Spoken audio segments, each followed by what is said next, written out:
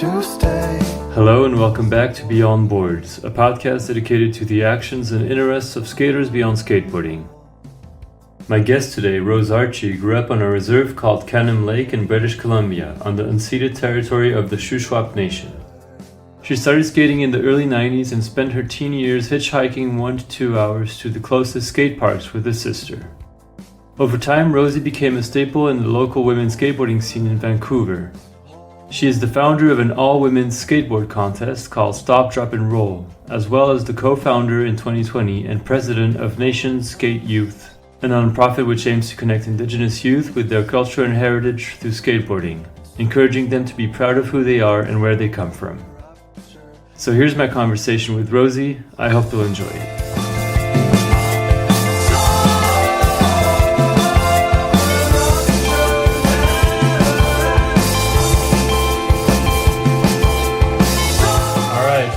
This one is an audio one. Let's see. Hey Rose, Mel's Bells here.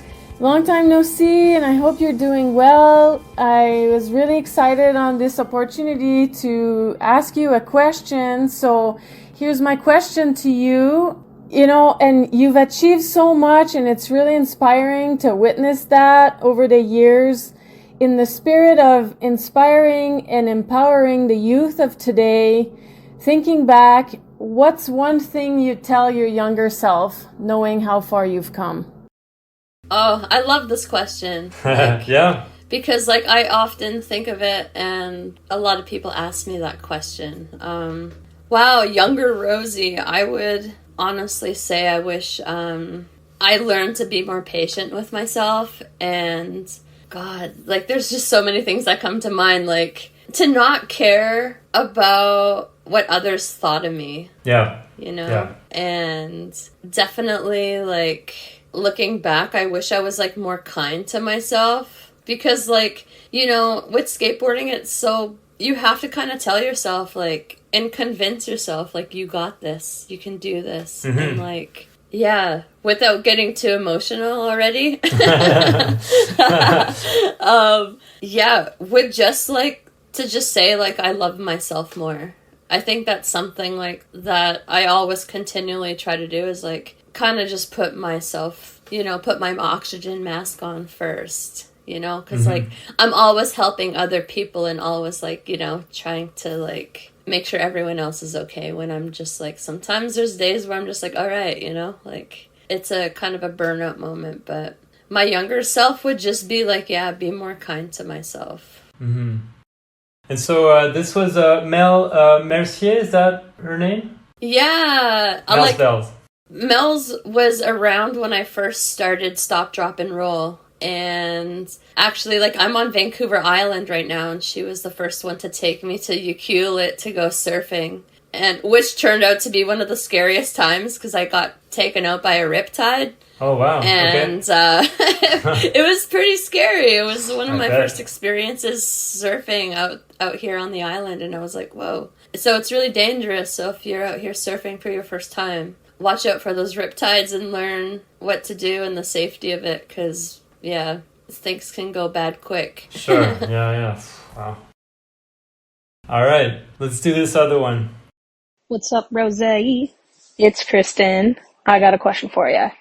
So, with Nations and all the amazing work that y'all do, you have traveled all over Turtle Island and touched the lives of so many people, but specifically young people. And I would love it if you could tell us about one of the kids you've met on your journey that just stands out to you, that either had a deep impact on you or there was a cool experience. Because, yeah, just tell us more about that. All right, peace. Love Kristin Ebeling. She's one of my mentors that I can call and get advice from. She's very knowledgeable, dealing with nonprofits and stuff. So big shout out to Kristin, and skate like a girl and being my number one. Mm-hmm. Wow, with Nation Skate Youth, at this point, I've been to over 70 communities. Met thousands of youth. Mm-hmm. Yeah. But I always have this one that sticks out. And it was this young boy, and he had a braid, and his name was Cedar. and he was young, like he's young, like 10, 11 years old. And he didn't like his name because he got bullied at school. Oh, okay. Because people thought he was a girl, and he didn't like his name Cedar. After our workshop, we gave him a skateboard, and dude, it was really cool. He came up to us at the end, and he said, I'm going to go home and tell my mom that I'm proud of my name Cedar, and that I love my name now. And I told him, like, you know, never cut off your braid, and, like, you know, bullies just are going to be a part of life. Unfortunately, racism is going to be a part of life, but, like, you're here and you're resilient, and your grandma, like, you know, is with you, and that's, like, really cool to have a grandma that can give you some knowledge and listen to her and like, tell her these things and learn from her. And, like, skateboarding was the one thing that, like, really saved me from, like, dealing with racism back in the 90s. So, like, to have him come up and tell me that he was proud of his name at like, that age, instead of, like, going through, like, his teenage life and, like, you know, growing up and being like, oh, man, you know, and, like,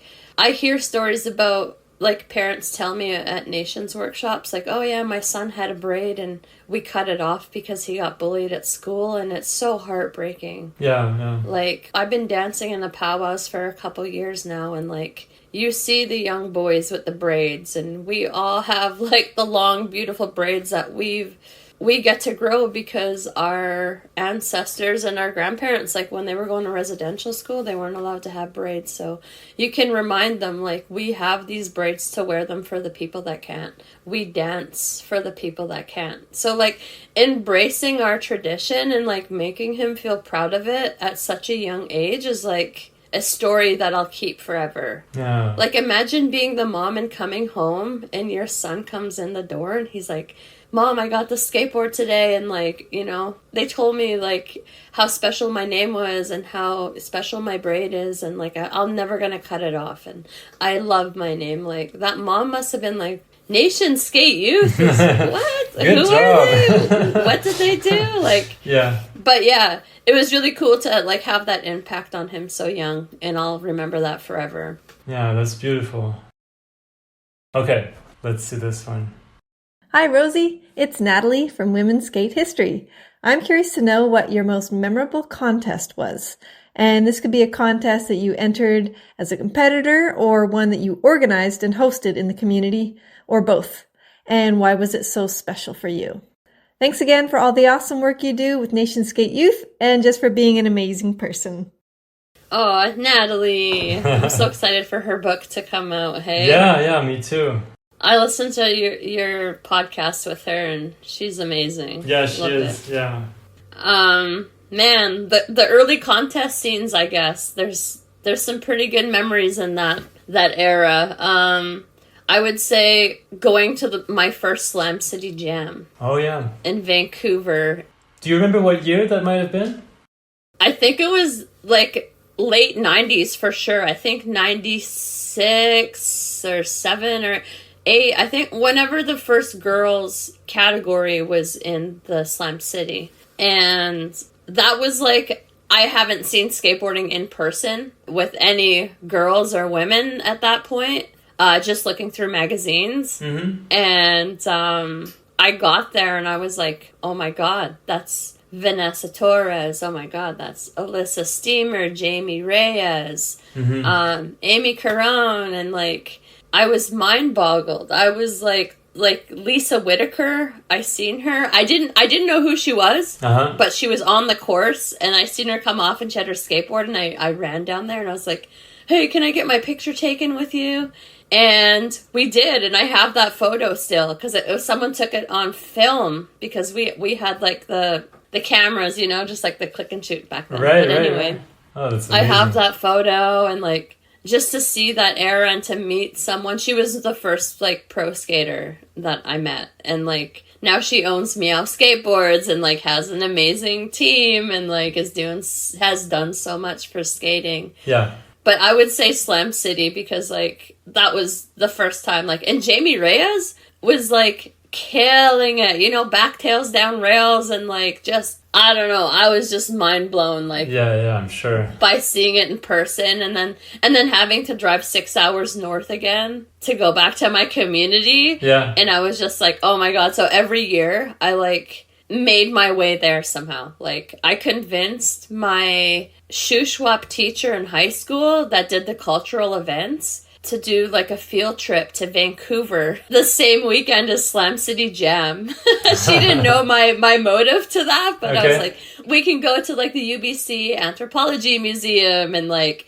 you know, go to Vancouver, and there's also the skateboard contest. and she killed it. She got a bus. She drove us down. She dropped off all of us at the P&E, and we all got our tickets paid for to go into the Slam City Jam. Oh, beautiful. And I was like, I think I was only like in grade 10 or something, and I made this happen. So that's a memory for sure, is like convincing my school to do a field trip to Slam City Jam. That's amazing. Super cool. For real.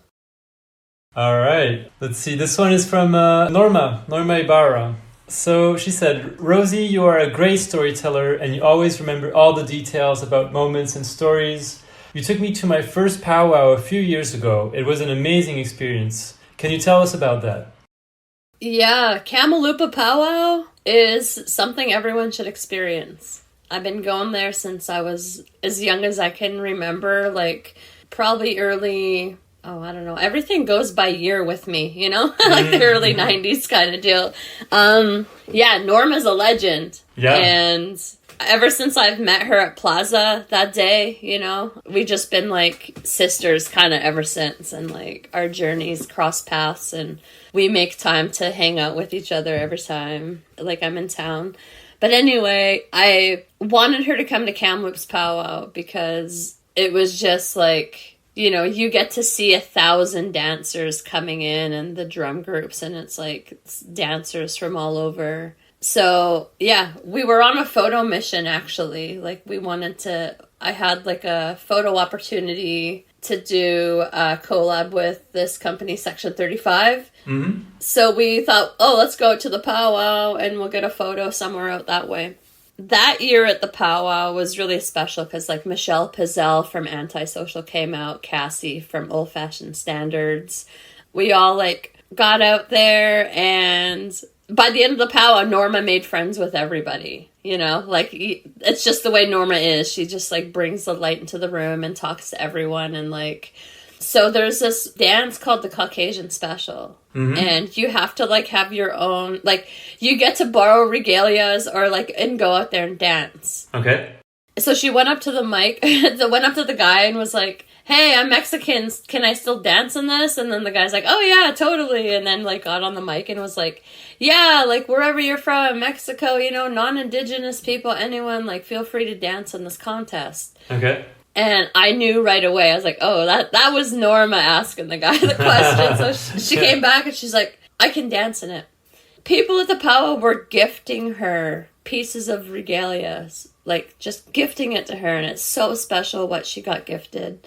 And then she went out there and she danced. And I feel like we kind of left more connected. Yeah. Like we left and we were like, damn, we're homies now, you know, like for life. And like... And you're dancing out there in like 40-degree heat, and you're dancing in front of like thousands of people. Yeah, that must be intimidating. Yeah, I can't imagine. It's so intimidating, and like people are cheering for you. And she was going around and like learning dances from different people and like footwork, and she caught on really quick. But anyway, it was super special. We got to share that moment, and I'm glad she brought it up because I grew up going to Kamloops powwow. Like, we would go to the powwow, we would go skate the old skate park, and then go back to the powwow, and, like, that was, like, our life. And if I didn't go, I would be so upset and cry, but I wouldn't never miss it. Like, I always made a point, like, my mom gave me $10 and was like, you're going to the powwow, but don't ask anyone for money. And, like, nowadays, $10 doesn't get you far. Yeah, that's right? true. So... But back then, you can make it work. And how long do they usually last, these powwows? Is it like is it just a few hours? Is it over the course of a few days? Like how long does it usually last for? Oh man, they go on like for 3 days. Oh wow. And okay. usually till like 2 in the morning, if you're lucky. Like, so we'll start up at like noon and it will go right until 2 a.m. And you just get to see all the dancing and all of the, all of the categories. And, like this year they had the Maoris come in and they performed throughout the day, and it was really neat to see other history and culture. Let's see, this one I have is from Héloïse Wathelet. I'm not sure how to say her last name. Héloïse, yeah, dude, she's a legend. So she asked a simple question. She said, what does BYN mean? She's so rad. Like, Héloïse lived in Barcelona for a while, hey? Like, she no-slid that out ledge at Machba. Okay, oh wow. Okay. Amazing, like NBD for like a woman at the time. Yeah. That thing is tall. Yeah. I'm not too sure if any other girls skated it like that, like back in that era. Yeah. So funny. Such a funny story, this one.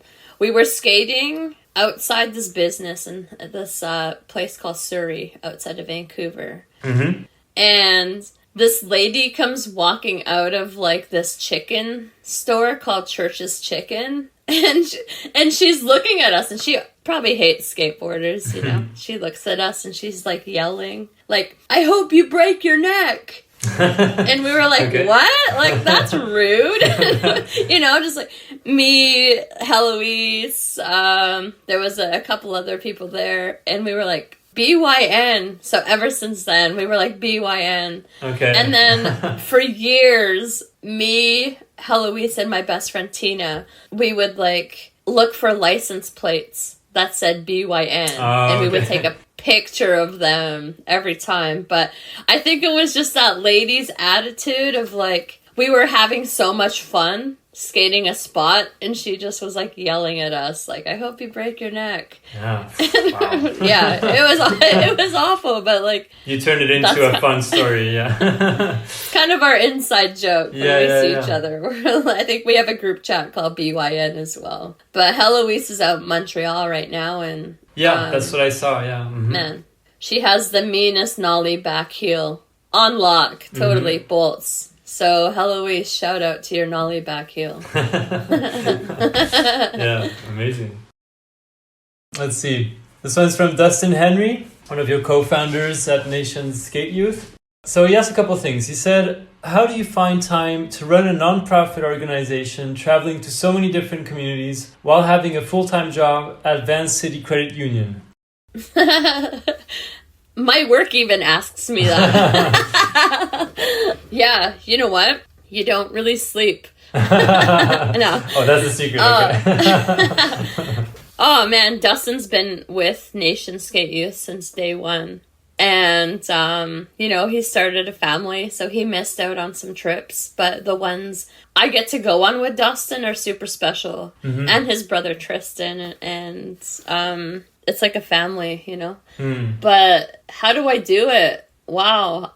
I guess I don't really think of Nations as a job. And I love my job at a credit union. Mm-hmm. Like, Vance City is like my other family. I've been there for 15 years. I was going to ask you, okay, wow, 15 years. Okay. Yeah, and they super support me with Nations, right up to the CEO. The CEO is like, at Vance City, they want to do a skateboard with Nation Skate Youth to help us raise money. And that's one of the biggest credit unions in Canada, actually. Okay.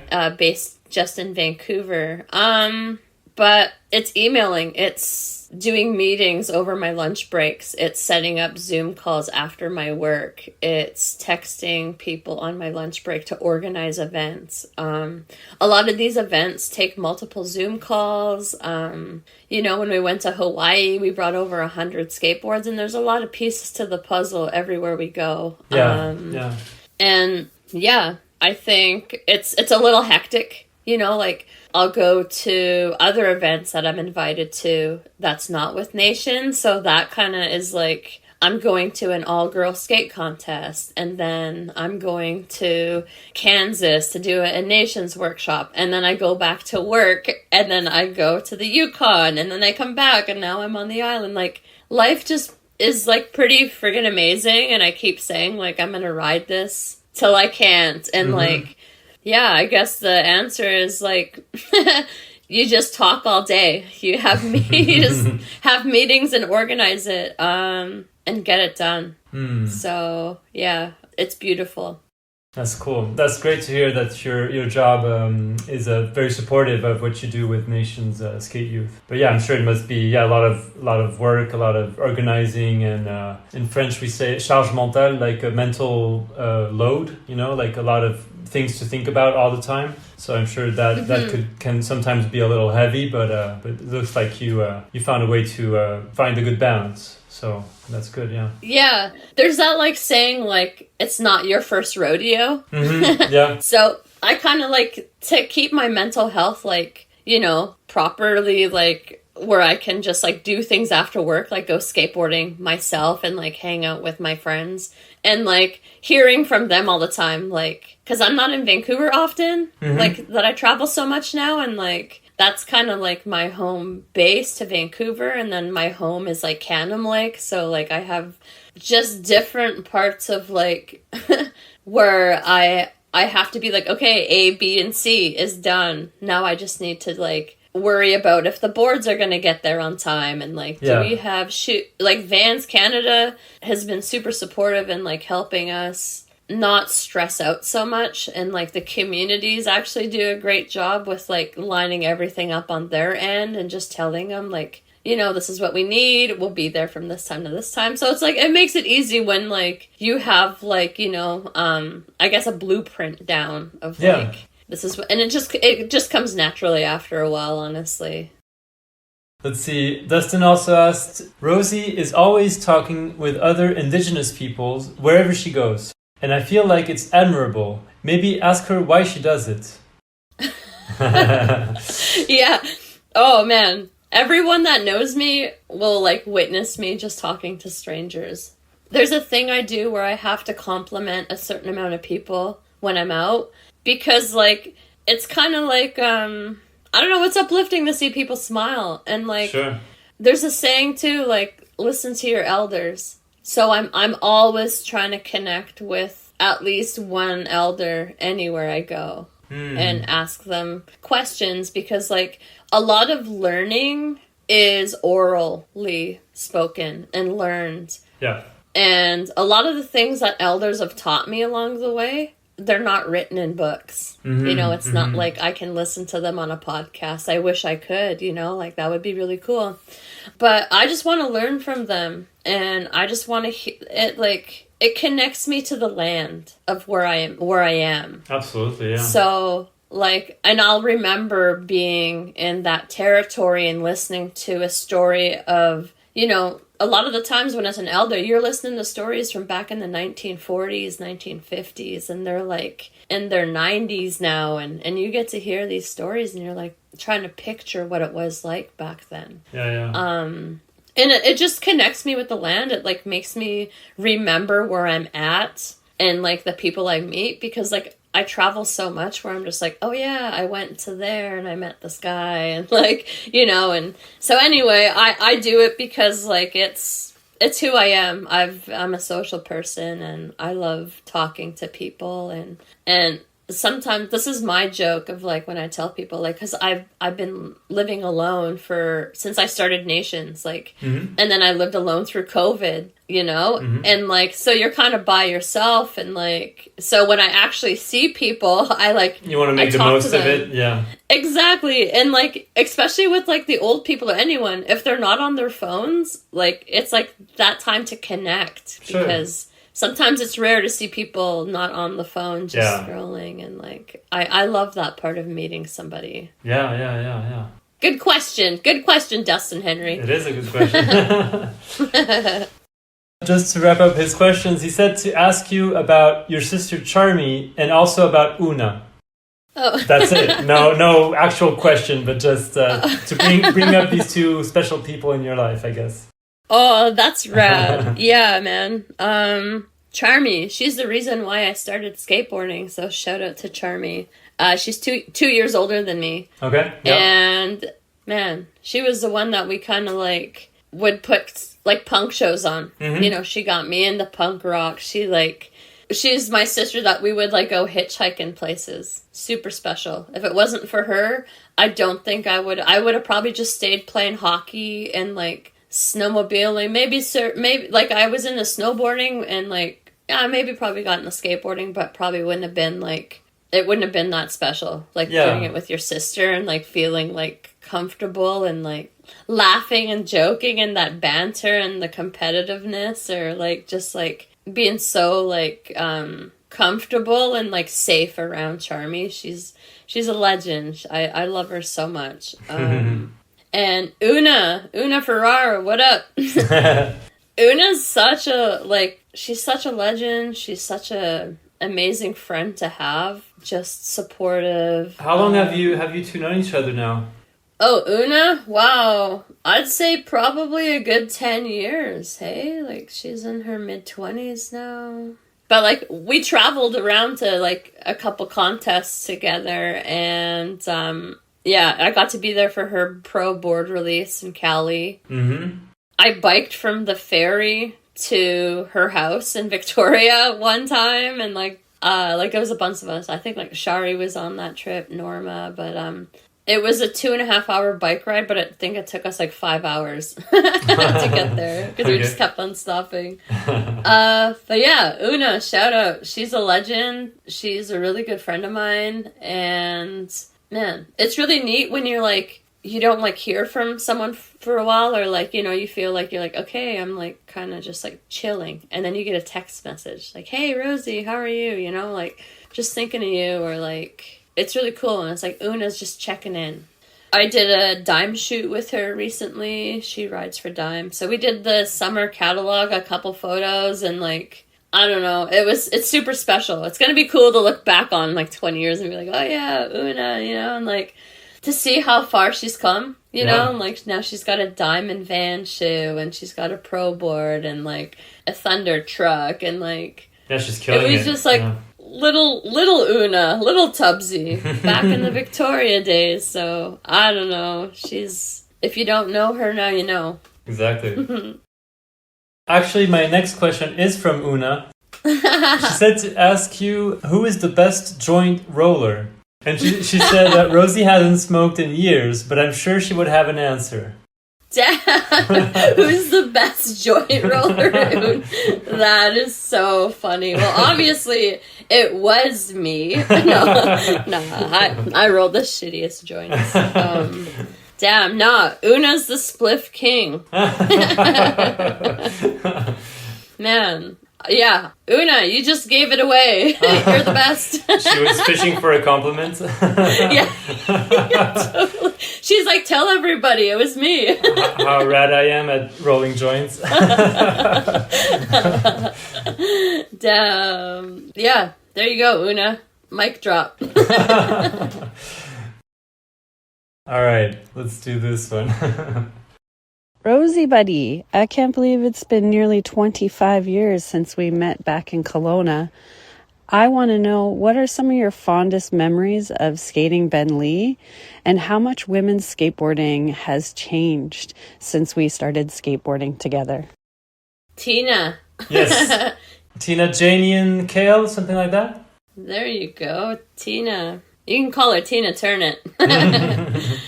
Damn. It's so funny. I gotta tell the story about how we picked Ben Lee. So my dad told me, like, if you want to move off the reserve, you have to graduate. I tried so hard to graduate. Like, you know, it's like, just get a C+, come on, just pass me. So I graduated, and my sister was already out of high school for 2 years. And so we're getting to the point where I have to, like, kind of decide where I'm going to go to college, or if I'm going to go to college. Obviously, that's something your parents want you to do, you know? Sure. Kind of just keep going. Well, my parents anyway. So she comes home and she's like, yo, Rosie, they're just building this park, Ben Lee, and it's sick. She's seen the blueprints probably or something. She was always ahead of the ball game in that era of, like, the newest skate parks and where to go and stuff. And I was like, Ben Lee, I don't even know where that is. And she's like, Rutland. So we got a place in Rutland, And I was like, I guess I'm going to school in Kelowna. And we got to skate Bentley when the bottom wasn't even poured yet. They just had the outsides. So we would just like cruise on the outsides. So Bentley's been there. I can't remember the year it was built. 2000, I believe. 25 maybe? years, more or less, yeah. Yeah. So I've seen a lot happen. I've only lived there for, I think, 2 years at that, like, since then, before I moved to Vancouver. But it was like the demo park, you know? Like, Shorties came through, like, the RDS team came through. At that time, it was, like, Ryan Smith and Paul McNow and some heavy hitters in BC. Josh Even, legend. Yep. I remember his tricks. He showed up and blew us all away. Because my first demo was actually watching Josh Even skate on the Hicks on Sticks tour. So seeing him at Bentley, like, years later, being like, dude, I remember you. I was, like, 12 or 13 or something when I seen you in Kamloops. Anyway, back to Bentley. Damn, I rolled through there with the Roxy team. That was pretty memorable. Speaking of girls, I got invited on that trip, and it was like Jen O'Brien, Holly Lyons, Alex White, this chick Jordan that stayed with the owner of Foundation Skateboards at the time. Oh, Lindsay Adams Hawkins Pastrana. She was there. So it was really cool. I was like, what the heck? I get to get in a van with all these girls from Cali. Like, that was pretty special for me because I didn't think that I could be in that position, like, early, to be like, oh, I'm, like, in a van with all these girls going to Bentley where I used to live. So going there with a bunch of girls. Because, like, when me and Tina started, it was right. We would be, like, the only girls at the skate park. And that wasn't rare, like, back in the day. Like, me and my sister grew up in the 90s, and we were always, like, the only girls at the skate park. But, yeah, the skate scene has sure grown since then. Like, I feel like Kelowna wasn't ready to have, like, a 2 vanfuls of girls show up at the park and be, like, you know, a kind of takeover session. Now it's normal, hey? Yeah. Like, last night we were at the skate park, and there was, like, more girls than guys there, and it wasn't even a planned thing, and we were from everywhere, like, anyway, so it was, like, really cool to experience, like, the growth of the scene in that aspect of, like, you know, it's grown. I mean, Cali, I always feel like Cali's, like, 10 years ahead of us, like, when it comes to skateboarding, you know? But, I mean, up here, it was just, like, super special. Like, there's moments where I'm just like, oh, yeah. I remember when Jessie Van showed up, and they had, like, someone stole a desk from a school, like, a teacher's desk. They brought it to Bentley, and one of the photographers back then, Dave Christian, super legend in the Okanagan, is out shooting a photo with Jessie Van, and I heard Jessie Van's at the skate park. Dude, I grew up flipping through magazines to find, like, the Dakine ad, the Billabong ad, the Rookie ad, and seeing her in it, because sometimes she was the only girl in the magazine. But me and my sister would drive, like, we would get a ride half an hour into town, go get the concrete powder, look through it, and be like, dude, there she is. And now I can call her my friend, and, like, you know, and, like, remember when she went to Bentley and did a nose slide out of the bank on that desk. That was so high and huge, and, like, I was like, what the fuck? Like, Jessie Van, to see that in person, I was like, damn, that's a memory, and I can just see that photo right now. I think it was, like, a Rookie ad or something, and I was like, that was sick. And, like, awesome. Ryan Smith, you know? Ryan Smith showing up, just, like, broken arm, back 3 down the 10 stair, like, first try, like, straight up in a cast and everything, and you're like, and, like, but that era, like, Ryan Smith was on, like, the cover of Thrasher, he was on the cover of Trance, where his DC part came out. Yeah, that's right. And, like, so that was, like, pretty bonkers to see Paul McNow gap to nose blunt down the King Trail. Like, there's just so many things that I don't know, just memories of skate clips in my head of Bentley where I was like, oh yeah, you know, like, that was really sick. Like, Carl Watson, the iPath crew came through too, and that was, like, really cool to see, like, I don't know, that era too come through, and, like, you know, very different from McNow and Ryan Smith, but very interesting skating as well, of course. Yeah, super cool. Anyway, many stories. Yeah. I just wanted to ask a quick side question because I was just curious, as you were growing up, I think you started skating through your sister. I think you mentioned that earlier, or I read that somewhere. But I was just curious, how did your family and the people in your community, how did they perceive skateboarding, and were they welcoming of you and your sister engaging with that culture, with that activity, or were they kind of reluctant, or maybe not being super encouraging? Do you remember kind of how they perceived it at the time? I mean, I come from a reserve of like, I don't know, I think back in the day, I want to say like 500 people or so, like on reserve. And yeah, they were stoked. Like back in that day, we had a basketball court that just got like paved. There was lights. There was a connection to plug music into. But we had to share it with the other community members, which wasn't bad. Like, we would go and push down from our house, which was a kilometer away. And it's normal to see like a black bear or to hear like, oh, there's cougars around. And like, you're skating with your like Discman on and like, like or a tape cassette player. And you're just skating down the road a kilometer to go skate to school. And because my sister grew up skating and then there was like other guys on the reserve that skated, they already made like ramps. Like there was like a PVC pipe you could grind. You can like board slide. They made like mani pads. There was a bank there as well. And like we would just like, set up 2x4s and hippie jump and ollie over the 2x4. And like it was basically the coolest DIY. And like I don't have any pictures from then because my photo album of that era got stolen in a punk house I lived in. So like I really wish I had those photos. Oh yeah.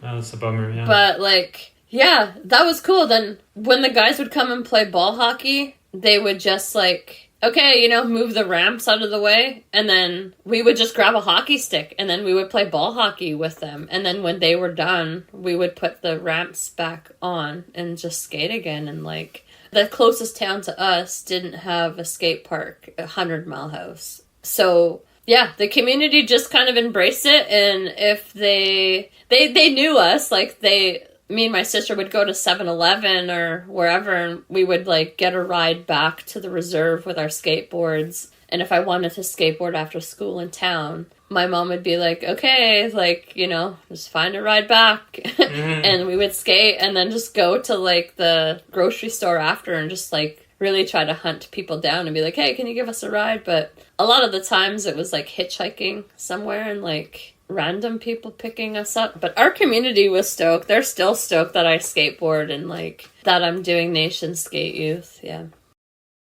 Let's see. Let's do this one. Hey Rose, it's Trish. What's up? My question for you is, what was one of your favorite skate trips and why? Was it the people you were traveling with or met up with, the spots you skated, the new parts of the world you saw, or something else? One of my favorite skate trips was when you and I drove from Vancouver to Kelowna. We met up with Tina and George and Gord, and we skated lots of fun and random parks. My favorite one being the one in Hope, which was just like essentially a large, crunchy old concrete bathtub. But Rambo was filmed in that town, so that was a fun highlight. And of course, just being on an adventure with you and my dog Bear. Good times. Anyways, by the way, you are not obligated to have your favorite skate trip be one that I was a part of, okay? Love you, girl. I'm proud of you. Miss you. Bye. Wow. You just got some cool old friends in here, hey? Yeah. Damn. Yeah, Trish. Hi. Oh, man. That's cool. Skate trips. Yeah. Many skate trips. So funny. I think one that comes to mind right now is Barcelona 2009. I went out there with the Kitsch crew. The Kitsch Skateboards is from Vancouver. Okay. So I was with the crew for like the whole month. I think 16 days in. I was like, fuck these guys. I want to go skate with somebody else, some girls or something, right? Not that I was sick of them. I just feel like I just needed to see Barcelona with my own eyes and not be on anyone else's, like, clock. Even though we were, like, on daily skate missions and they were filming a video and, like... So anyway, we got to the one spot and I was like, you know what? Peace out, guys. I'm gonna go do my own thing. Yeah, sure. There's no cell phones or nothing. Like, I didn't have a cell phone back then to be like, you know, I'll meet you guys here or I'm here. I was just like, I'll see you guys later. Somewhere. And whatever. So I went back to Mokba and Louisa was there. Oh, Louisa Meng. Yeah, I'm not sure. Menke, right? Menke, something like that. Yeah. So I got to meet her, and I got to see a couple other girls that I was like, oh, damn, like, that's sick, okay, you know, like, I didn't have Facebook or anything like that, but, like, you could just tell they were sick. And, like, so we got to go and I got to go and skate around with them, and, like, this girl crew, and, like, I didn't speak Spanish. I still don't speak Spanish. And, like, I don't know, I got to go and hang out with them and, like, see the city through their eyes, and, like... So that was really special. And then at the end of that trip, we had so much skate stuff left. So someone told me, like, oh, go to Mokba and sell some stuff. And I was like, okay, sick. I'm going to go there and sell some stuff. So anyway, I brought over, like, boards and wheels and stuff and pretty much just, like, left it and gave some stuff away because there was locals that were like, oh, I'll take a board or, like, you know. So I'm sitting by this guy and I was, like, telling him, yo, man, you want a board? There's, like, wheels there. Like, you know, give me €10 and you can take whatever you want or whatever. And then he looks and he's like, do you have a lighter? And I was like, oh, yeah, I got a lighter. And it ends up being Tom Penny. Oh, no way. I'm, like, trying to hustle an old shitty board to Tom Penny. And, like... Wow. and then he's like smoking his big ass joint, and I was like, "Oh, what's your name?" He's like, "Oh, Tom," and I was like, "Oh, where are you from?" and then I'm like listening to him, and then I was like, it fucking clued in. I was like, "Oh my god!" And I was like, "You're Tom Penny." So we had a good laugh, and I sat there and smoked the joint with him, and I was like, "Dude, I was trying to sell you a fucking skateboard for €10." Oh wow, that's amazing. Oh man, but that whole trip was so funny. I think that was the icing on the cake, you know? Yeah. Being like, damn, dude, I swear I know who you are. I've seen you somewhere. You look familiar. Yeah, totally. But, like, I don't know, when it's dark out and people have their hood on but that's just me talking to people and, like, meeting people and, like, you just never know who you're gonna meet, you know? You could meet Tom Penny and Mokba smoking a joint. Yeah, that sounds about right. Yeah. He's probably still out there doing the same thing to this day. Yeah. Yeah, so that was pretty cool. Just like skate trip wise was Barcelona 2009. Okay, let's see. This one is from Olga Arista. I hope I'm saying her name right. She's involved with Stop, Drop, and Roll. I think she shot some photos at some of these events. Definitely, since day one. So she said, apart from skating, what else do you love to do or enjoy more? Damn, yeah, Olga. Seeing your family. I enjoy seeing them every time. Recently, I've been surrounding myself with powwows. Like trying to be on the powwow trail and dancing. I don't love it more than skateboarding, but it's definitely something that I'm like super passionate about right now. And I love embracing it. I feel like I love it so much because it makes me be proud to be Native, to be around others, and like to just be embraced and hearing the songs and hearing the jingles. And like, I kind of tell kids when we're skateboarding, like skateboarding is like powwow dancing. It's like dancing. You dance your own style. You skate your own style. There's like, you know, the part of it where it's yourself. Like you're dancing on a skateboard essentially. Yeah. Right? Yeah, exactly. Yeah. Yeah. So like, I think now is like, it's cool to be in that community and have people give me a heads up. Like, oh, I'm going to this powwow this weekend. And like my life right now is like planned from the beginning of the year to the end of the year with like nations workshops, booking things in. This summer is like, okay, this powwow, this skateboard workshop, there's a skate contest, and like, yeah. But yeah, that's it. Powwow. That's awesome. How often do you usually, on a regular month, let's say, do you go to like one a month or more than that? Like, how often do you attend these powwows? Wow. Well, I mean, since April, I've been to a handful of them. Okay. And like sometimes it's like back-to-back weekends, or like, it's kind of funny like to go to a powwow and dance, because it's really a lot of calf and leg muscle strain, and like I'm sure, and so your calf muscles hurt for a couple days, and then you have to go on a skateboard trip, and then your legs are getting worked out from skating, and then your legs just get exhausted, but like nothing a river dip or an ocean dip can't fix. But like I think there was like in June, it was pretty heavy, where I was like, holy man, I'm so lucky. This is my 4th powwow this month. Like every month, every weekend that month was a powwow. And like, oh, wow. It was really cool. Yeah. This one is from Jade Spotted Eagle. She said, hey cuz, which one is your favorite? Bannock or fry bread? Pretty random question in there. Damn. Well, that's so funny. I have to go with my mom's bannock. Okay. And then I have to go with her mom's fried bread. There you go. So shout out to our moms.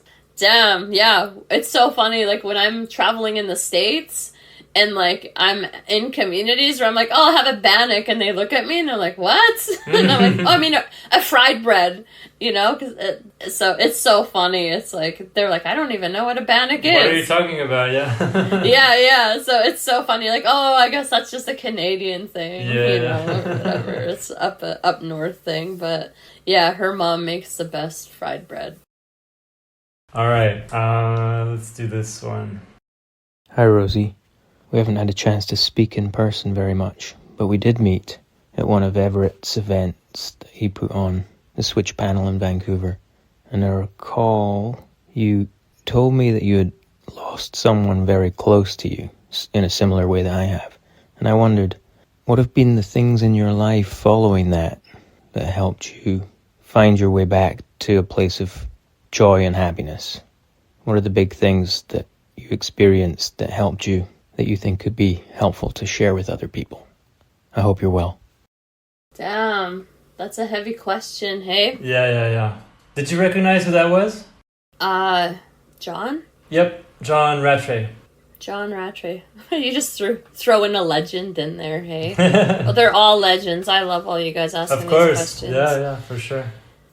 Yo, what up, John? Thanks for the question.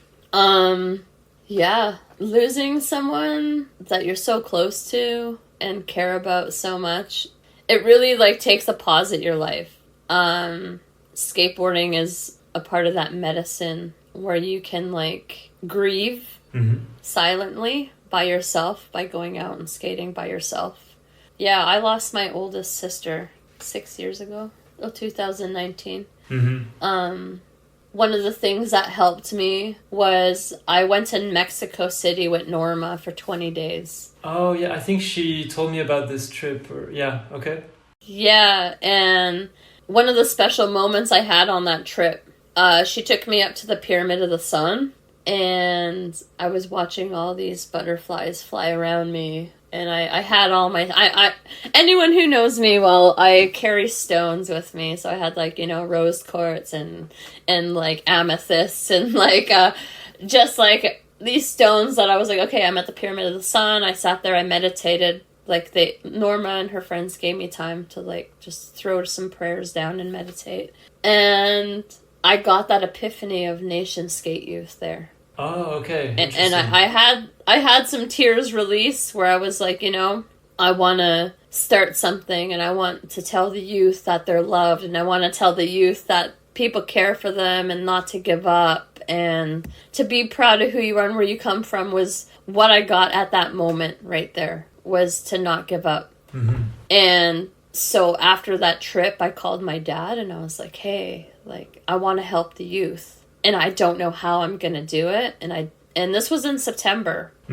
And in November, I did this panel talk with John Rattray up in Vancouver. And it was amazing. We got to talk about, I think Kristin Ebeling was on that panel as well, Joe Buffalo. And after that panel, 2 weeks later, on my sister's birthday, actually, we met in my living room. Joe Buffalo, Tristan Henry, Dustin Henry, Adam George, Michelle Pizzelle was even there. And I got invited to a community, and that was when I was like, all right, I want to go to this community. They asked me to go to skateboard and, like, talk about mental health, and, like, I don't want to do it alone. So, like, we all committed to it. We found a name. We didn't really know what Nations was going to be at that point, because it was, like, you know, it was really new and, like, super special. But one thing I want to share that, like, to answer the question in, like, a way is, like, that helped me was to honor them every day, to remember them every day, not to forget them, and remember the good times you had with them, and even the bad times. One thing that really helped me through that was, like, seeing signs from her, you know, and, like, a butterfly or 222, or, like, you're in a random place and her song comes on and you're like, damn, hello, and, like, acknowledge them when you have that, like, you know, hey, thank you for being here and stuff. And, like, being with family, surrounding yourself with people that love you, not to grieve in silence. You know, there's no right or wrong way. Grieving is linear.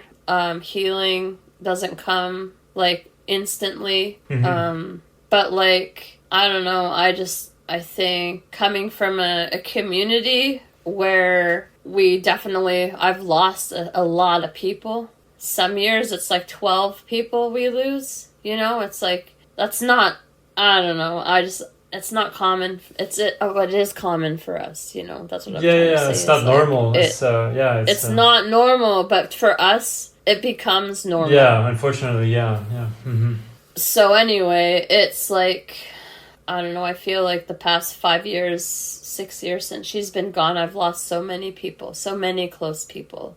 Like my dad was saying, and he constantly says, is he's like, it's not fair, you know? We're grieving for somebody, and then we're losing another one, and then we're grieving again. It's kind of fucked up. Yeah. And then there's, like, things where, like, I have to carry Nations through this, you know? I can't stop Nations. Like, I go to funerals, and then, like, I don't know, there's just things of just, I guess, being there for their last days. But, like, when you lose someone unexpectedly and you can't say goodbye and you have this regret, I guess that's what makes me more kinder now. And, like, with Nations helping me become, like, a mentor for youth is, like not holding grudges, as simple as, like, saying I love you to everyone that you know and care for, and, like, calling people often. I'm a phone caller. I'll call people just to say what up. Hey, I miss you, or send them a voicemail, or, like, just to talk to them and hear them laugh, because a lot of the times when I just, like, pick up a phone and say something, like, I'll call Tristan Henry and we'll just laugh for the first, like, 30 seconds of the phone call, because it's just like, oh,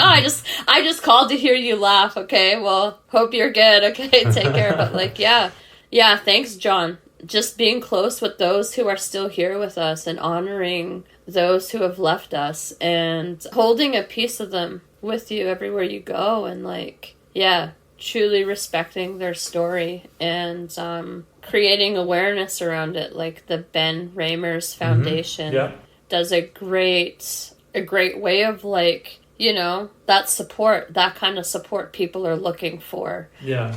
But yeah, definitely. There's a lot more resources out now than there was, and I think the skateboard community is talking about, you know, like, mental health more, and, like, that's a big thing with Nation Skate Youth is, like, but also reminding myself too, you know, like, take time for yourself. It's okay to cry. It's okay to, like, be angry, and, like, kind of just get back to that motion, and be like, you know what, like, I got this because I got a good support team around me, and using that support team.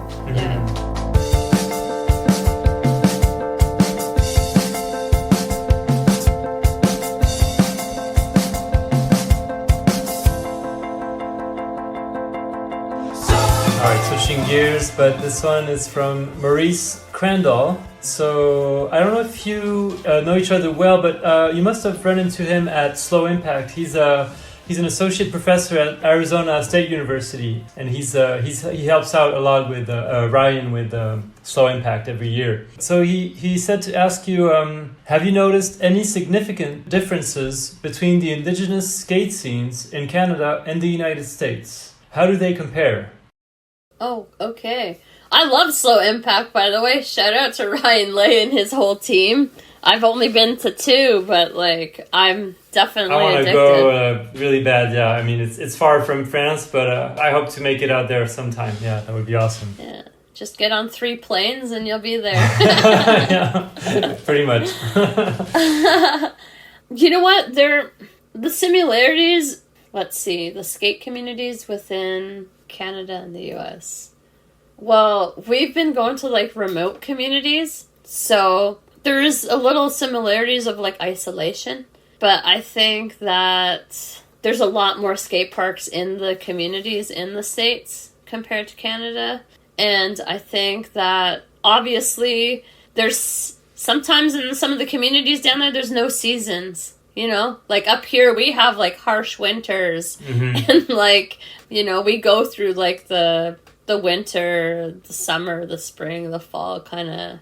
That creates different challenges for us up here, like the rainy seasons, the snow, there's no indoor skate parks, like a lot of kids are skating in their basements, you know? Yeah. But then like we go to places like I've been to places like Kansas where they get like hurt, like tornadoes and things like that, or there's like flooding, or there's communities where it's just so hot to skate in the day. But I feel like the isolation, like I think COVID changed a lot of the socializing within the communities and the youth. And I think I think the US has more opportunities for kids to get good with the skate parks that are around, the public skate parks that are around, or like, I think the support is there and the weather's definitely helps them become better skaters. Not better skaters, but like, I think up here, you become a skater where your surrounding is. And a lot of our parks here, sometimes in these small towns, they're shitty. Like Trish said. They're like crazy old. Like, and you just learn how to like you're pushing up a bank sometimes, you know? But in California or wherever you skate, and you don't even have to push really. Yeah. You drop in and it's so... But we are getting some good skate parks here, but I mean, with Indigenous communities, there is a difference, and that's the weather and the resources, I guess, up here. A lot of the communities we go to, like, we're searching for the best concrete on the reserve, or we're using the gymnasium. With Nation Skate Youth, we've donated some skate parks to some communities that we're just like, okay, like, the ground is really rugged here. We don't even know where you're going to put these ramps sometimes. And like you're skating outside the band office or like, so anyway, it's challenging. Definitely. All right, let's see. Hey Rose, it's Caroline. So you've been a legend in the Vancouver skate scene for quite some time. And I was curious to know, what changes have you noticed in the skateboard world, more specifically as an Indigenous woman such as yourself? I'd like to hear your perspective. Thank you so much. Caroline was the first girl I seen skate at Plaza in 2004. Okay. I was like, who is this chick? Yeah, she's cool. Backstory of Caroline. Wow, so much has changed. I mean, like, obviously, well, you know, through Nation Skate Youth, I'd say 70% of the participants are girls. Wow. You know, women, girls. The changes I've seen is like, you know, doing stop, drop, and roll is the acceptance of like non-binary, two-spirit, gender non-conforming, like, you know, identifying not as a cis male or a cis like woman, like, so we're like creating that safe space for them. And like for me, I've always been that person of like making sure someone's comfortable at the skate park or like saying hello to anyone. Like, I mean, like that's kind of the changes that I've seen is like having that space for acknowledging and like educating people about two spirits, or just about like letting them know like skateboarding is inclusive. And I think sometimes with like the OG skaters who have been like, okay, this shit's changing, you know, like getting with the times is like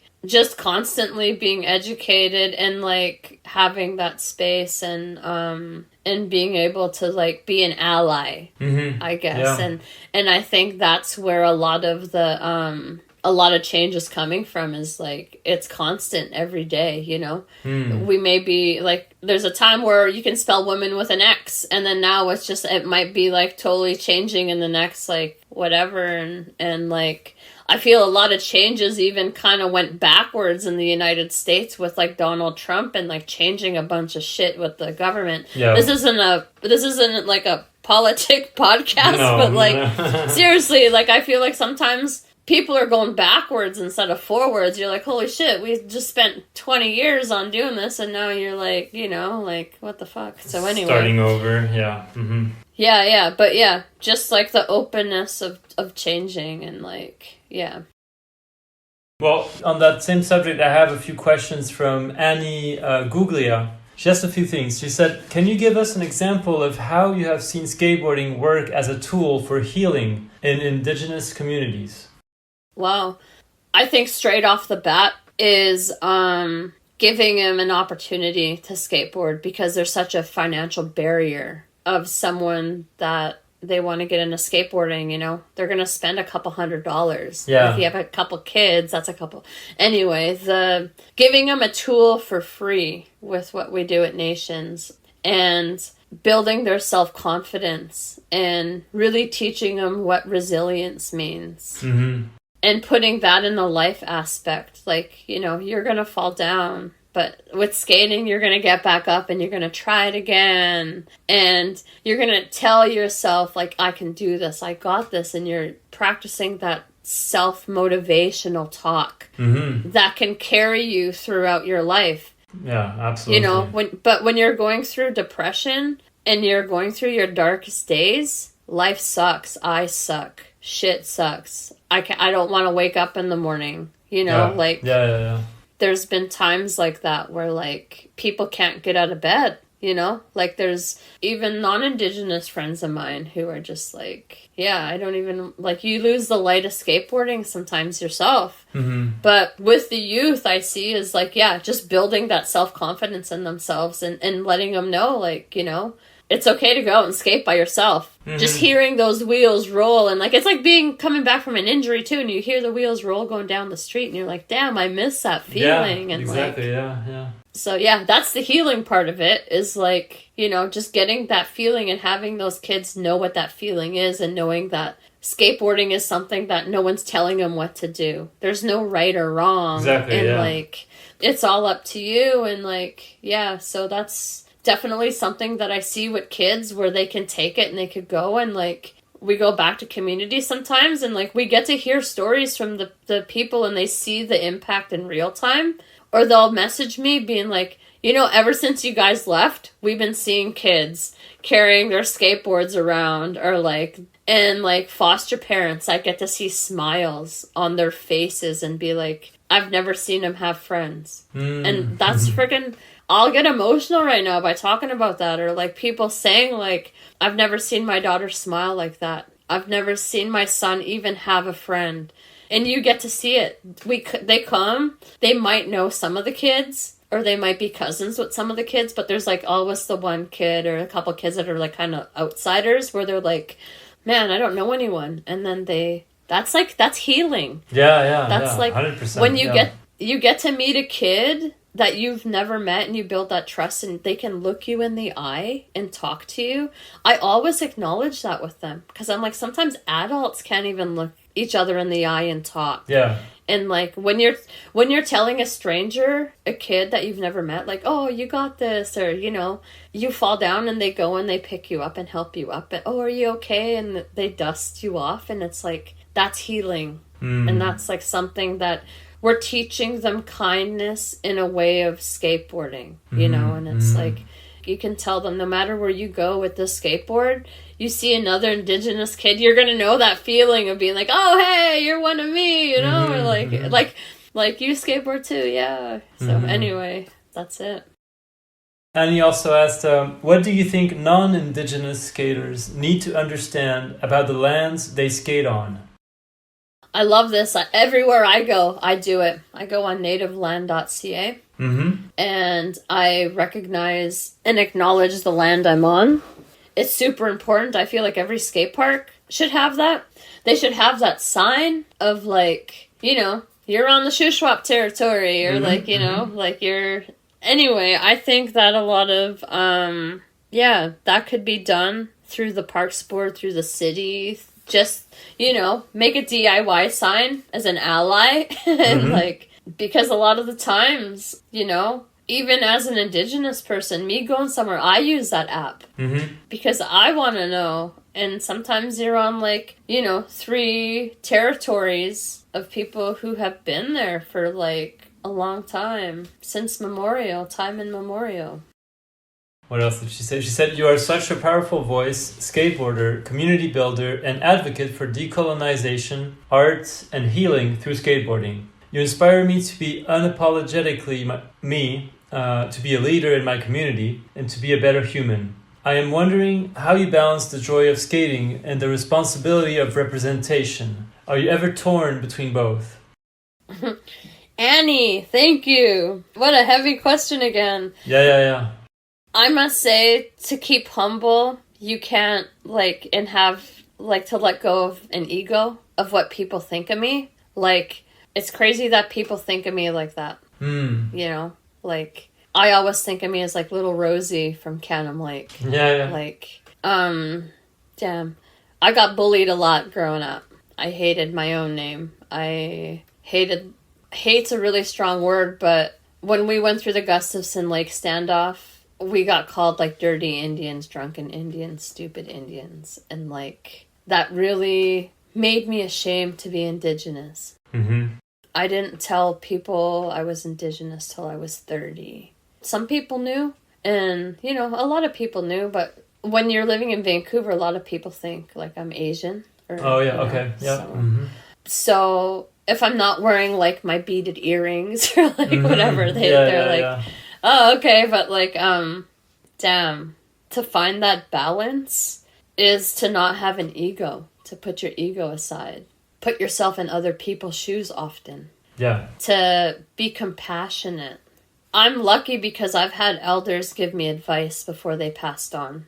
And it was simple things that we all know. Treat people how you want to be treated. You know, don't judge a book by its cover. Wear your heart on your sleeve. But I always remember, God, I'm going to cry now. I always remember that younger me where I got bullied. And I never want someone to walk like that or to feel like that. Because it sucks when you start hating the color of your own skin. So, oh God. So with nations, like, when I truly tell a kid to be proud of who they are and where they come from, I mean it with my whole heart. And to, like, consistently show up that way without giving up is going back to our traditions, remembering, like, to sage yourself, to, like, be authentic. I always tell kids, there's only one you. Like, why become part of society where we're all the same? You know, speak up, use your voice, land back, like, decolonize the way you think. I'm still decolonizing the way I think, you know? It's like an everyday process, but... Of course, yeah. What I learned 2 years ago was from a girl in the San Carlos Apache Nation in Arizona. She gifted me a burden basket that was made by an elder. And the story behind the burden basket was they would carry it to pick things throughout the day. The women would pick their berries, pick their medicine, pick wood. They would put the little ones on kids, so when their kids were playing outside, they would hear the jingles on this burden basket. But essentially, you put it on your outside door. So you leave your burdens at your door. You go into your home, and that's your safe space. So when I go into my home, I see that burden basket at the door, and I leave all that pain and all the stories I hear from the youth. I leave it in there, and I put sage and tobacco in there, and so like, you know, I release it. Yeah. So I'm not holding on to it. And like the second part of the story behind that was you put it there so people that enter your house, they'll leave their burdens at the door so they don't come into your house and burden you. Because a lot of people sometimes right now, they don't have the capacity to help others sometimes, or they don't have the capacity to like, you know, carry someone else's like trouble. Yeah. The third part of that is when you start telling people your problems and they start giving you advice, a lot of the times you don't take their advice. But back in the day, the elders believed that we had our own spirit that would guide us onto paths. We would cross paths with people to learn something. We would cross paths with people to connect. Kristin Ebeling told me this once. People are in your life for a reason, a season, or a lifetime. And how that pans out with your friendship and connection with them is inspiring, even if it's a good experience, a bad experience. But I've learned to like have a clean spirit, and I think I don't give up because I have a clearer mind now. Like, you know, being sober and not being on any kind of like just like enhancers to, you know, like my moods is like the healing parts go throughout the day. You know, you sage throughout the day, you carry gratitude, and you're very thankful, and you like honestly take times to give hugs, and everything's so meaningful. But thanks for the question, Annie. And like, I didn't think I was gonna cry throughout this. I was holding tears back for a bit, but like, yeah, you had them come out, and like, that's a long answer, but no, it's beautiful. No, I appreciate you again sharing all that. All right, we're gonna switch gears. Let's see. Hi, Rosie. Cale Nowicki here. So much of your work is around building and sustaining community within skateboarding and outside of it. I was wondering what a real community hub like Antisocial Skate Shop here in Vancouver means to you, especially as it's currently in limbo and looking for a new physical location. yeah, you know, that's where the community has to come together right now and help Michelle. Someone who has like, okay, so I only know one Indigenous skate shop that's run by a woman, and that's Cecely down in Gallup, New Mexico. You know, and that's pretty amazing to see a woman run skate shop. But Antisocial, like, ever since I moved to Vancouver, I've been a huge fan. Michelle's a really close friend of mine, such the biggest ally. The person that will like give you her last sip of water, her last food, she'll give you something before she's the person that like doesn't put an oxygen mask on Right, yeah. before herself. Okay. It's important to have those hubs in skateboarding. That is working at the skate shop. The next day we're marching, yelling Free Palestine. The next day we're yelling Land Back. The next day she's getting arrested for, you know, the pipeline going through, and like, I don't know, like having someone like her heart that's so big and wants to help so many people and probably sleeps like 2 hours a day. Sometimes I don't even know if she even sleeps or eats. Like, it's so important to have those connections. You know, like I said, she was at our First Nation Skate Youth meetup at my house. Yeah, that's right. And yeah. I have the book where she was doodling nations, like logos, you know, like she wants to help.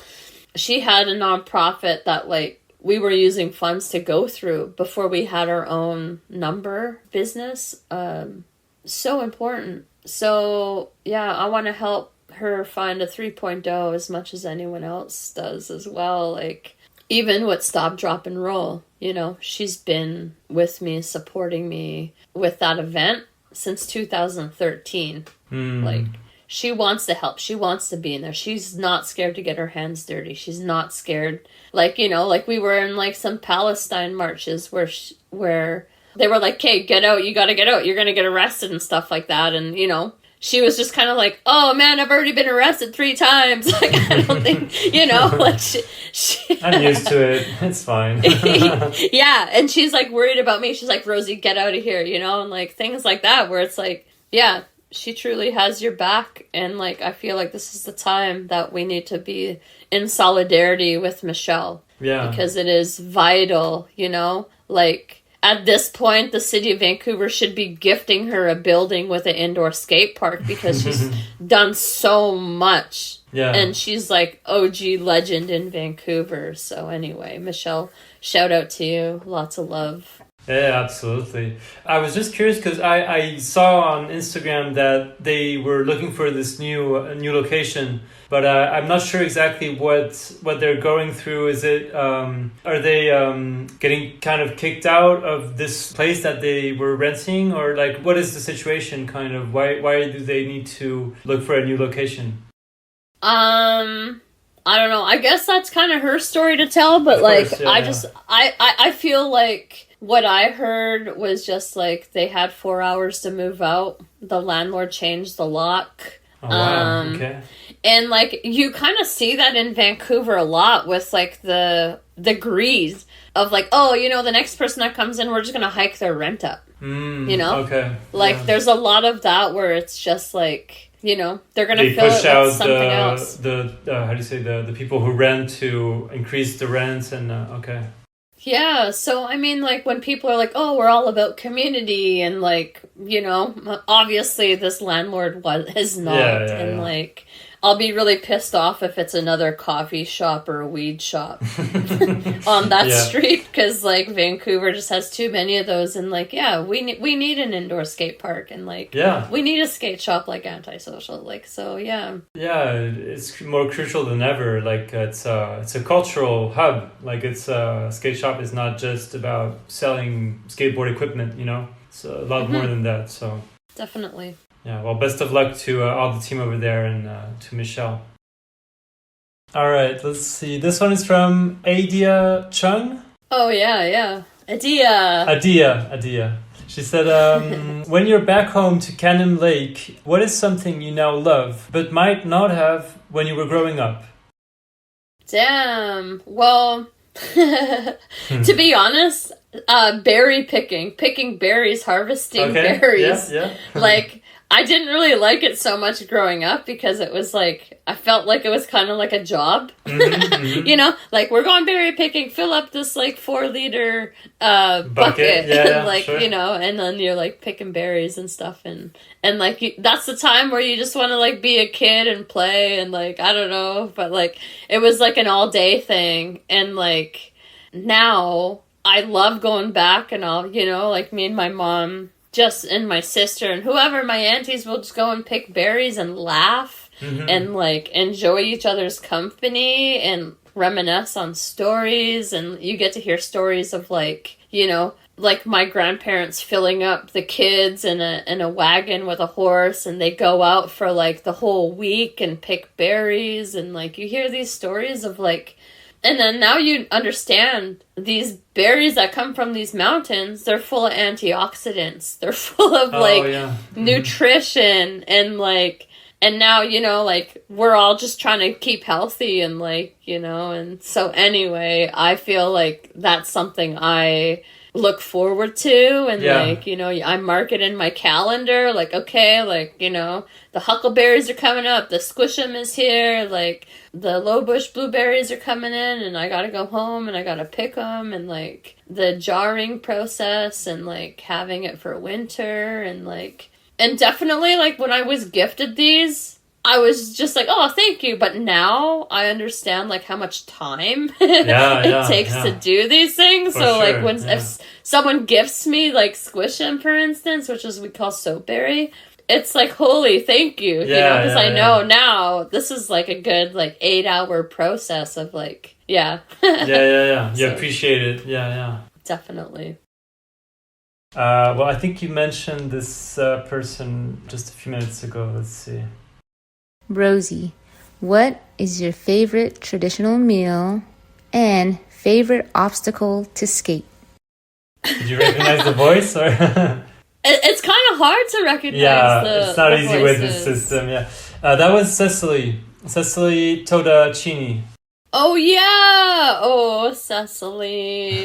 So sick. Honestly, like, the trick that I'm so hyped on when, like, it's a first try kind of a thing is, like, a good fakie flip. Okay, yeah. I'll get... Oh, she asked actually a favorite obstacle to skate. Oh, favorite obstacle. Yeah, it was oh, obstacle. Goodness gracious. A fakie flip on a bank. Okay, there you go. Perfect. Yeah. I think because we grew up where, like, on the reserve, they had, like, this chick, she made us a bank, but it was a really steep bank, and I was like, what the heck? Like, so I got to learn how to skate a bank early in, like, learning how to skateboard, and, like, yeah. That brings you back, yeah.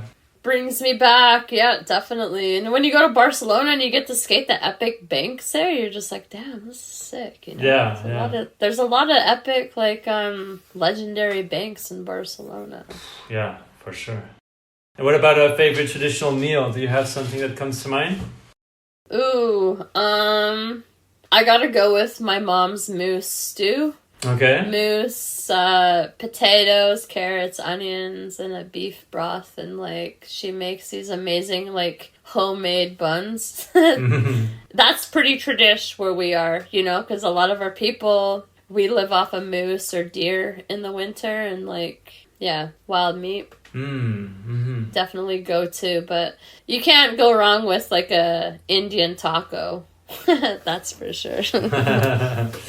Oh, and ginger shots. I'm addicted to ginger shots. Anyone that like, you know, they know, we always have it go out for a ginger shot or, like, yeah. Awesome. It's a regular thing. All right, let's do this one.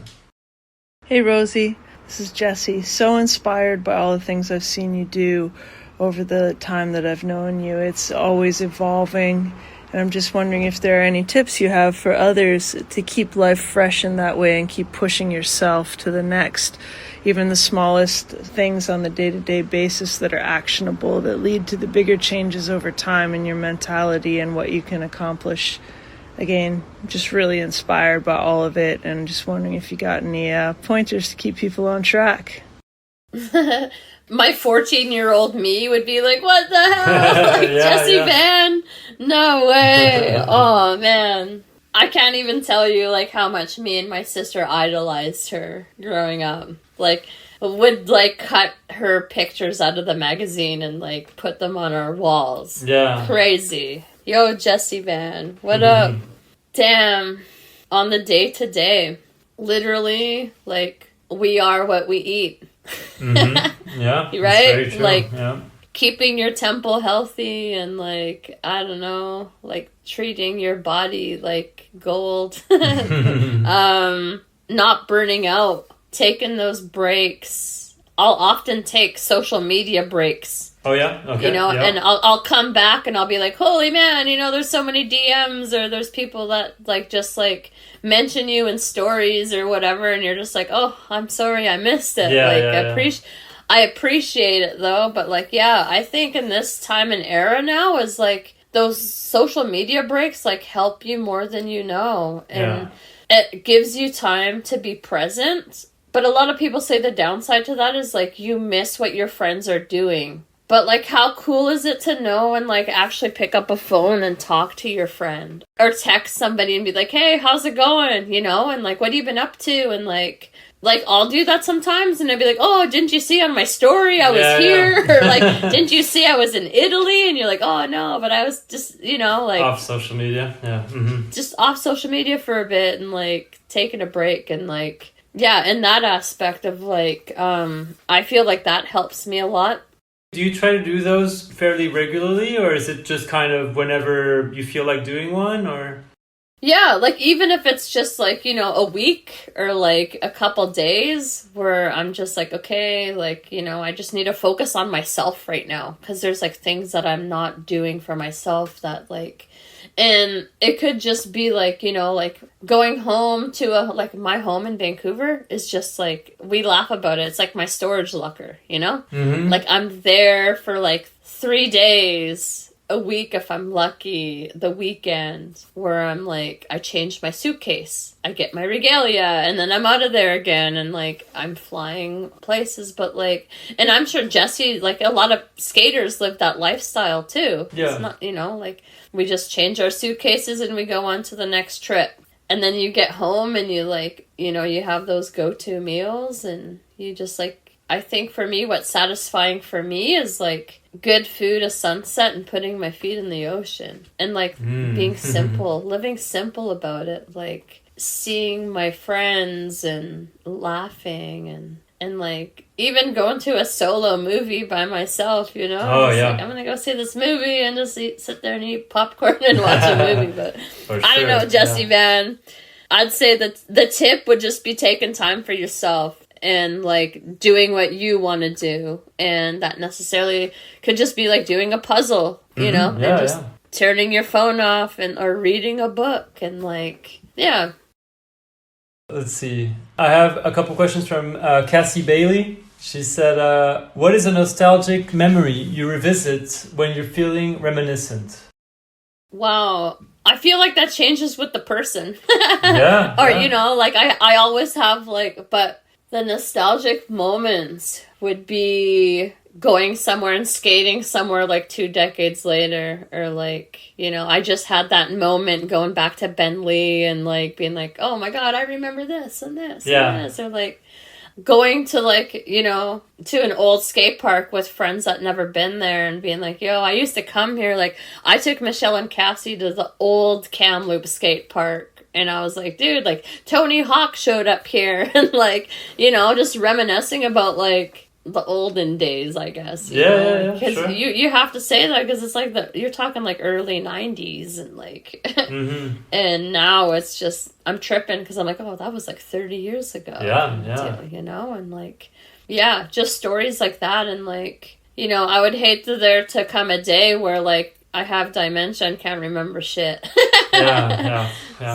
So I don't know. It's like good to like reminisce and tell somebody else that story, so like, you know, they can remember it. Yeah. Spreading the knowledge. But Norma's right. Like I am a person that like will put everything by the year. Like I remember that year, like 1990. You know, whatever. It's like girl skateboards 93 till. You know, you remember the era, sure.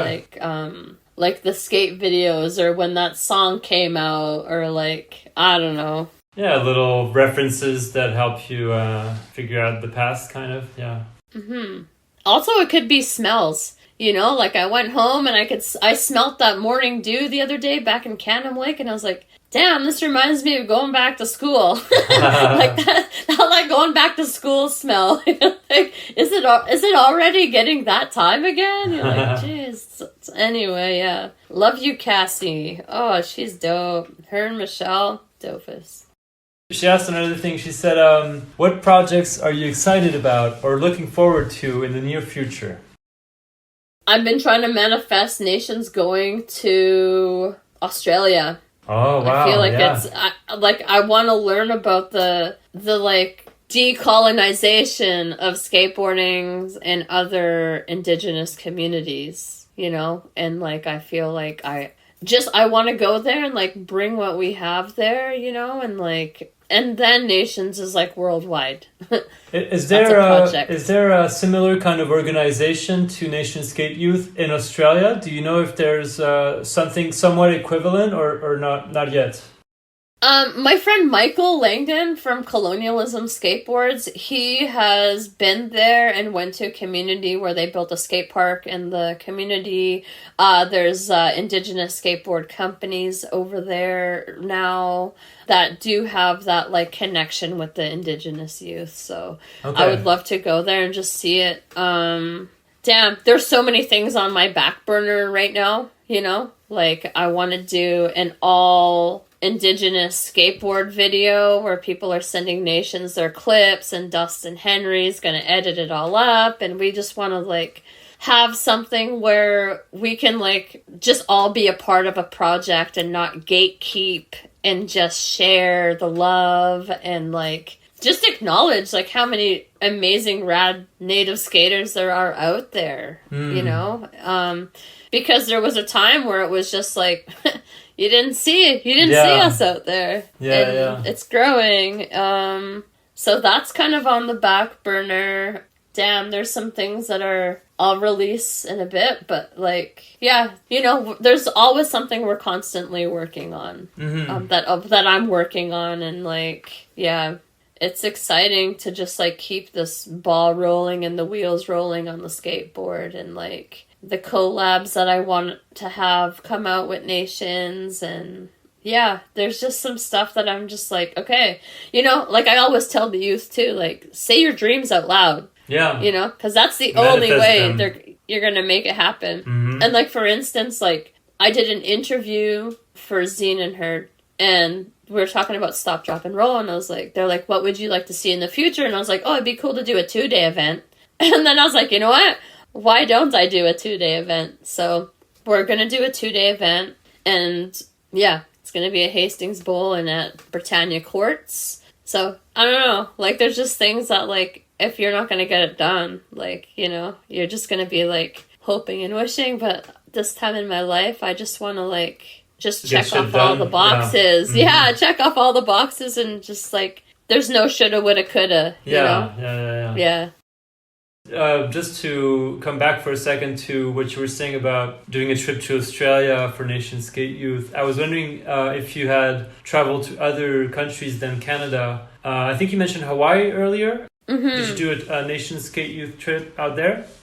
Yeah, we went to the Big Island, and it's very crazy to me to think like that's America. Yeah, you know, like it just like it's technically a U.S. But it just gets me mad. It's its own thing. I mean, yeah. I know, it just gets me so mad because when you meet the locals, you're like, wow, you know, like they've been colonized, and yeah. So going over there, we went over there right after COVID. So it was neat to see the nature, the changing of like the reefs growing back in some parts, and the turtles coming back to the beaches, and like not having sunblock in some parts of the oceans there actually like helped fish come back and things regrow. And like hearing that part of the story was just like, wow. Dang it, I didn't even like, I had sunblock on, I didn't even want to go swim after I heard that. You know? I was like, shit, I'll just stay out of the ocean. I recently did a trip to Ecuador too, last year with Poseidon Foundation. Okay. And I got to meet some like indigenous people from Ecuador that don't speak Spanish, that have their own dialect and language. And it's amazing to like meet other indigenous skaters that have gone through colonization in one way or another. And I don't know, I love that aspect of like, of just being like, yo, we're here, you know? Yeah, connecting and sharing your experiences, and Yeah, I hope you can put together this Australia trip. That sounds like a great idea, yeah. Okay, I have a couple last ones. Let's do this one. Hello, my beautiful friend. It's Denise. I have 2 questions for you. Number 1, what are your top 3 go-to songs to help you get out of a funk? And number 2, if you take into consideration the days when we first started skating and we were called Betties, what makes you amped about the future of skateboarding now and all the growth that we've seen along the way? Would love to hear your insight on that. Okay, love you so much. Can't wait to see you again soon. And you know how I feel about you. You're just the best. We'll talk to you soon. Okay, bye. Love it. Denise, because we kind of started in the same era. Yeah. Damn, thanks, Denise. Wow. I'm a walking freaking, like, jukebox. Oh, yeah? Okay. I, like, literally have songs come into my head every 5 minutes, and, like, I'll just be, like, just singing random parts of the song, and people would be like, what? Or like, you know, like, I don't know. My nephew was the other week was like, why do you have to sing all the time? What's wrong with you? What's wrong with you? But I'm going to go with like the punk era. I would go with Lagwagon, violins. Let's go with the hip-hop era. I would go with Nos, New York State of Mind. Country. For country, I'm going to go with probably anything Brooks and Dunn. Okay. That's my mom's kind of era with me. So top 3 of those, that's that. And Betty. I love that, you know, like... My email is actually betty1600@yahoo.com. Yeah, that's right. Yeah, Anyone that wants to get out to me. That came from my sister, actually. My mom wouldn't let me have an email when I was like 12 or, you know, 11. She's like, why you need an email? I was like, I don't know. Like, I just want an email. So she wouldn't let me have one. And then my sister got her own, another email, like a Hotmail or whatever. So she was like, you can just have my Betty 1600. And it's like Yahoo. My nephew was like, what the hell's Yahoo? And I was like, oh, it's OG.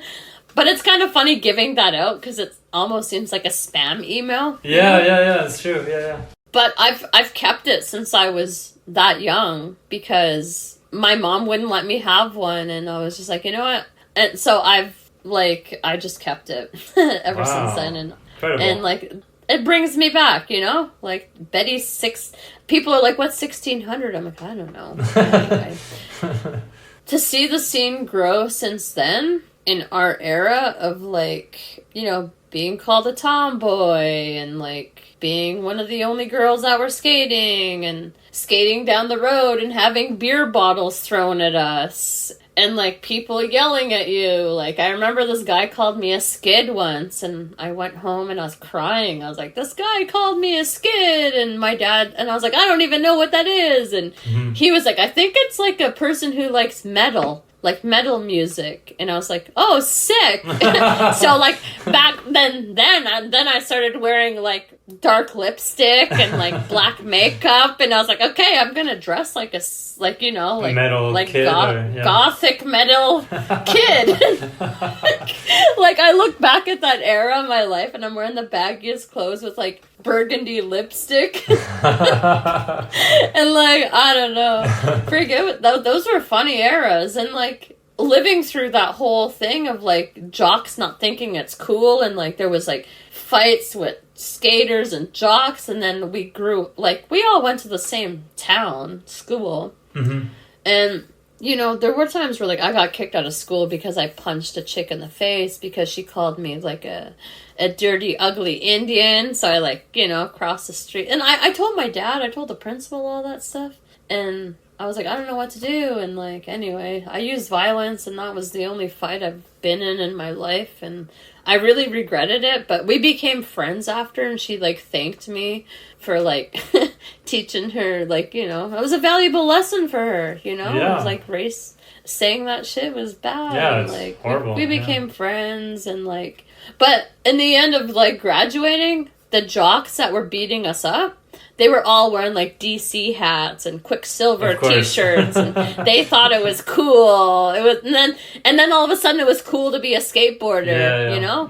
And so, like, yeah, we've all seen skateboarding go down, not popular, up, down, stagnant, and then now it's in the Olympics and it's mainstream as heck.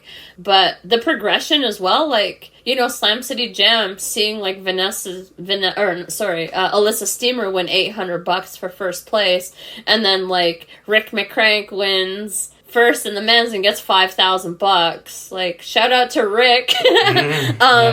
But, like, having, like, Mimi Noop and, like, Jen O'Brien and all that crew down there, Carabeth Burnside, like, go to the, you know, X Games and be like, yo, like, you need to start paying the girls the same amount as the guys. And like, getting to hang with those guys. Like, I went to California and I stayed with Carabeth Burnside in her house, and I was tripping. I was like, dude, I learned how to kickflip in your shoe, like your Pro Vans shoe back in the day and stuff. And anyway, we're reminiscing, and I was just like, man, you all did so much for the community. Yeah. Like Mimi, Carabelle, like, and it's amazing. Without people like that, like, standing up and, like, shouting and, like, you know? Yeah.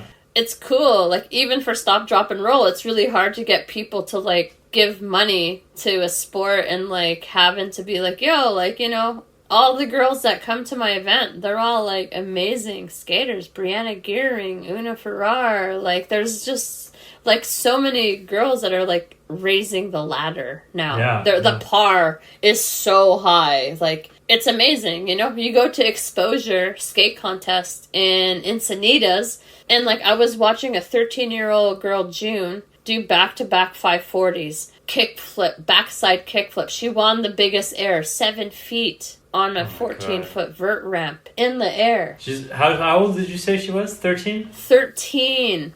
Wow. I met her. She's from Japan. I met her mom, and I was like, yo, does she, like, who's her sponsors and stuff? And she didn't have a shoe sponsor. And I'm just thinking, what? Really? She's like, gonna get one soon. Yeah. But like, the thing was, too, is, like, that level of skating in Japan, it's the normal. Yeah, you know? yeah, the kids are getting so good, and, like, if you're not from, like, Japan or Brazil, you know, like, yeah. It's crazy because they're putting so much money into skateboarding nowadays. Yeah. And the clinics and things like that. I think that's changed from when me and Denise started skating, and a lot of other girls in the 90s started skating. Like, you learn how to skate on black asphalt. Yeah. And the mall parking lots. Like, we didn't have, like, training facilities or, like, anything. Like, in the winter time, you're skating in your basement. Mm-hmm. You know, and I know, like, yeah, anyway. And just having, like, you know, colored skin, like BIPOC, was super hard because there wasn't a lot of, like, people supporting that scene. I think, honestly, after George Floyd, that's when people were recognizing, you know, like, we're out here. Mm-hmm. And, like, you know, there was things that I even had to, like, opportunities that I just denied because I was like, no, like, you guys should have been fucking doing this a long time ago. And now, like, it's important to you. DEI is important to you. And, like, and I just think, too, like, a lot of the times with skateboarding, like, chocolate was killing it back in the day, you know? There was riders that were on chocolate, you know, like, you would see the visible minorities skating, and, like, it's just growing nowadays, and, like, I think it's rad, like, having companies as well, like, there, like, meeting people in person, like Marby, and, like, I don't know, just having that whole crew of, like, people just lifting that, like, having that space and having that community is, like, and, like, unity, you know? Yeah. And, like, I don't know, and, like, skate like a girl and stuff. I just think, like, what Stop, Drop, and Roll, too, is we're just creating that safe space for people. And, yeah, mic drop on that. Thanks, everyone. Yeah, 100%. I was just thinking that it's a weird time right now in skateboarding because it's probably the most mainstream as it's ever been. But paradoxically, it seems like the industry is not doing well. Like we just talked about Antisocial. I mean, their situation is probably a very specific thing. But even just, there's so many brands out there that seem to be struggling. Some of them are closing shop and everything. And it's just kind of weird that, you know, skateboarding is thriving, seems to be thriving, but skate companies and pro skateboarders are struggling. I don't know, I can't really explain it, but it feels just very bizarre what's going on.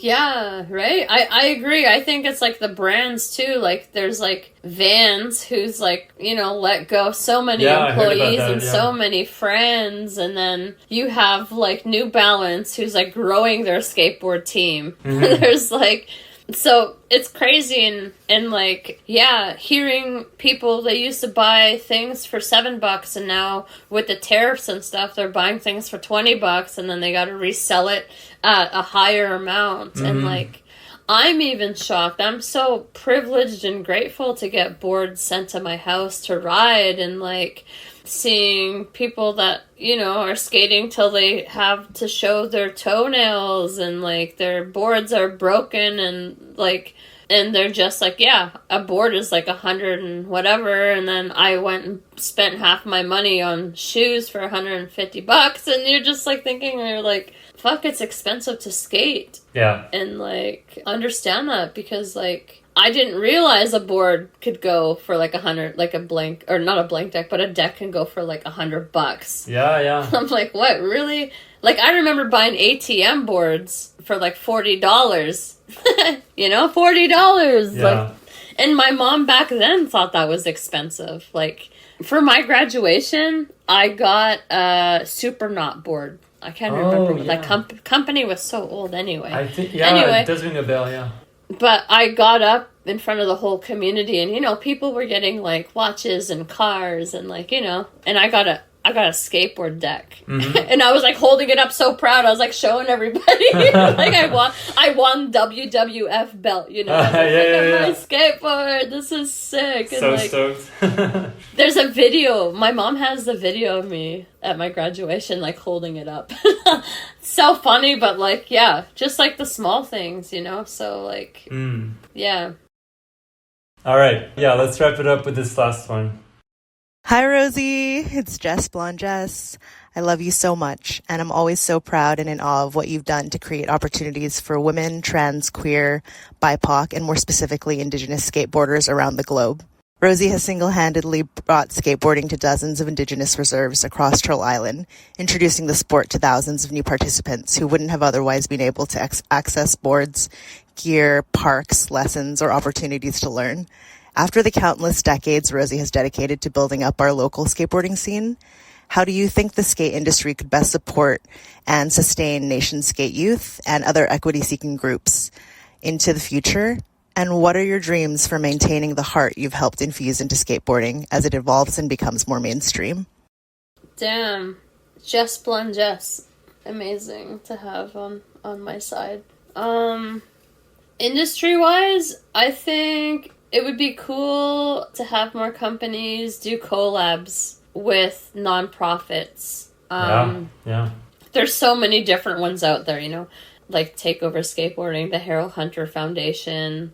The list can go on and on. But I feel like kind of doing those collabs, you know, having like, my dream is to have like, you know, like any skate company shoe that wants to do a collab with Nations and Spitfire Wheel, like, you know, I think just having the industry do some of that, and we're not asking for like $100,000, you know, like give us like 100 wheels with like a Spitfire logo, Nations wheel, and watch them sell because people want to support. Of course, yeah. So yeah, I even think like more collabs can be done with nonprofits, and like, you know, not all the funds have to go, partial funds can go, but just like, I don't know, just doing the right thing like that. And yeah, it just kind of shows like, you know, skate companies are down to help nonprofits and stuff. So that's... Have you done any collabs with brands in the industry? Or not yet? I mean, like Yeti's been helping us. They're not, they like help everybody though. Yeti's dope like that. Yeah. We've done some collabs with like amazing artists like Section 35. I'm really proud of that collab. We've done 2 of them with them. But no, like not like ones where like in the skate industry. Like a board brand? Soon. Or, okay. Yeah, soon. Let's go. And then the last one, helping the communities or sustaining that. It almost sounded like at the beginning she was doing my eulogy. I'm gonna keep that. I think you gotta play this at my kid. Anyway. Let's see. Wow. Like having nonprofits like keep this going is like, yeah. Sometimes there's not enough time in a day. There's not enough months in the year. So, I mean, like, you know, just keeping focused on goals and what is, like, what's important to you. And, like, I mean, with Nations and keeping it going, I think, is not losing our passion and not losing our why. like, that's one thing I was asking Nations a couple months ago. I was like, you know, just like think of why you're doing this work. Mm-hmm. And, like, why is it important to you? And I think that the trips that we go on, we always have that reminder at the end of the trip. We're always just like, okay, you know, like, this was sick. This is what I learned. This kid taught me this. And, like, I feel so full of medicine right now. Yeah. But to keep nonprofits sustainable like that is to just keep doing it with an open heart and not doing it for your ego. As I said before, like, you have to just let your ego go. You can't do it for clout. Yeah. You see that people do it for clout and the wrong reasons. It doesn't work. Yeah. You're not going to get far, and, like... If it's not authentic. Yeah, like, essentially we're building our legacy right now. Yeah. You know, when I look back and I'm like, damn, like, we did that. And, like, the amount of work I've done with Nations in 5 years and the amount of work Takeover and, like, other nonprofits have done in the years that they've been around, they're impacting more people than they know. Mm-hmm. You know, like, so our stories are important to just keep sharing them. And, like, the Indigenous communities are one of the fastest growing communities. So we just need to be there for them and, like, you know, kind of break that cycle. And, like, we need more positive role models to come on board and, like, break that cycle. 100%, yeah. Well, yeah, I think that's a great way to wrap it up. Thank you so much, Rosie. Thank you for having me. Thank you, everyone, for listening. That's it for my conversation with Rosie. Follow her on Instagram @SkateRosie. Follow Nation Skate Youth @Nation Skate Youth. Visit their website nationskateyouth.com and donate to support their amazing work empowering Indigenous youth around the globe. Thank you for tuning in. See you soon for a new episode of Beyond Board.